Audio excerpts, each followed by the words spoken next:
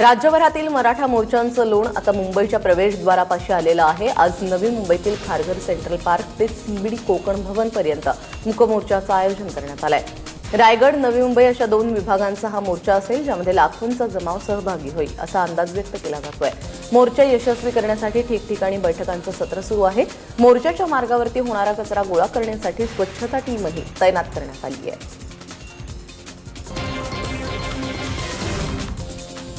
राज्यातील मराठा आरक्षण हा सर्वात महत्त्वाचा मुद्दा आहे, पण सेना भाजपच्या सरकारने आपली बाजू कोर्टात नीट न मांडल्यामुळे ते टिकलं नसल्याचा दावा काँग्रेस नेते अशोक चव्हाण यांनी केलाय।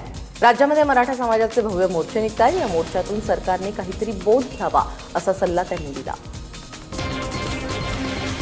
विद्यमान शासनाने यातल्या ज्या काही कायदेशीर अडचणी निर्माण झाल्या त्यातून मार्ग काढून तो निर्णय अंमलबजावणी करण्याच्या बाबतीमध्ये कुठलंही पाऊल हे सध्याच्या शिवसेना भाजपच्या शासनाने घेतले नसल्यामुळे फार मोठा प्रक्षोभ हा समाजामध्ये मोठ्या प्रमाणावर आहे।